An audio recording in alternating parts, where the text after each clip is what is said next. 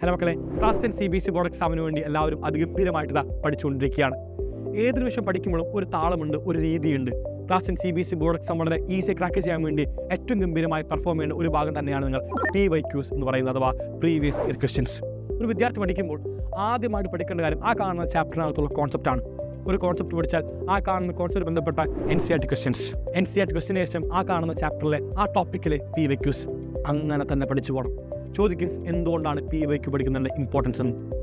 NCERT ബുക്കിനെ വെച്ച് നമ്മൾ സംസാരിക്കുമ്പോൾ NCERT ബുക്കിനകത്ത് കമ്പാരിറ്റീവ്ലി ഈസി ക്വസ്റ്റ്യൻസ് ആണ് കാണാൻ വേണ്ടി സാധിക്കുക. അധികം ഡിഫിക്കൽട്ടായ ക്വസ്റ്റ്യൻസ് നമുക്കാണ് NCERT ബുക്കിനകത്ത് ഇല്ല എന്ന് കരുതി CBSE ഡിഫിക്കൽട്ട് ക്വസ്റ്റ്യൻ ചോദിക്കില്ല എന്ന് എവിടെയും അർത്ഥമില്ല. CBSE ഈ കഴിഞ്ഞ വർഷങ്ങൾ ചോദിക്കുന്ന എല്ലാ ക്വസ്റ്റ്യൻസും അതിഗംഭീരമായ ചോദ്യം തന്നെയാണ്. അത്യാവശ്യം പഠിക്കാൻ വേണ്ടിയുള്ള അത്യാവശ്യം ഡിഫിക്കൽട്ടായ ക്വസ്റ്റ്യൻസ് ആണ് CBSE ബോർഡ് എക്സാമിന് ചോദിക്കുന്നത്. അത് തന്നെയാണ് PYQസിൻ്റെ അഥവാ പ്രീവിയസ് ഇയർ ക്വസ്റ്റ്യൻസിൻ്റെ ഇമ്പോർട്ടൻസ് കൂട്ടുന്നത്. കൃത്യമായിട്ട് എക്സാം പാറ്റേൺ മനസ്സിലാക്കാൻ വേണ്ടി, കൃത്യമായിട്ട് CBSE ഏത് രീതിയിലാണ് ചോദ്യങ്ങൾ നമുക്ക് ചോദിക്കുന്നത് എന്ന് മനസ്സിലാക്കാൻ വേണ്ടി, കൃത്യമായിട്ട് CBSE ബോർഡ് എക്സാം നിലവാരത്തിലേക്ക് നമ്മൾ ഉയർത്തുന്നതിന് വേണ്ടി നിങ്ങളെല്ലാവരും PYQ ചെയ്തിരിക്കണം.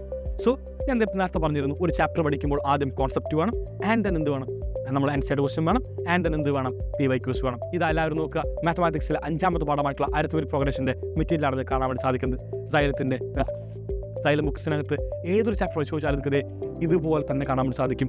ഒരു കോൺസെപ്റ്റ് കഴിഞ്ഞാൽ ആ കാണുന്ന കോൺസെപ്റ്റുമായി ബന്ധപ്പെട്ട NCERT ക്വസ്റ്റ്യൻ, ആ കാണുന്ന കോൺസെപ്റ്റുമായി ബന്ധപ്പെട്ട പ്രീവിയസ് ഇയർ ക്വസ്റ്റ്യൻസ്, ഓരോ ചാപ്റ്ററും വളരെ വ്യക്തമായിട്ട് കൃത്യമായിട്ട് ടോപ്പിക് വൈസ് സെഗ്രിഗേറ്റ് ചെയ്തുകൊണ്ട് ആ കാണുന്ന PYQസും ആ കാണുന്ന NCERT ക്വസ്റ്റ്യൻസും എല്ലാം ഒന്നിച്ചാണ് നിങ്ങൾ കാണിച്ചുകൊണ്ടിരിക്കുന്നത്. ഫസ്റ്റ് ടോപ്പിക് കഴിഞ്ഞാൽ സെക്കൻഡ് ടോപ്പിക്കിലേക്ക് പോകുന്നു. സെക്കൻഡ് ടോപ്പിക്കിൽ നമ്മൾ അവിടെയും PYQ വരുന്നു, അവിടെയും NCERT ക്വസ്റ്റ്യൻ വരുന്നു.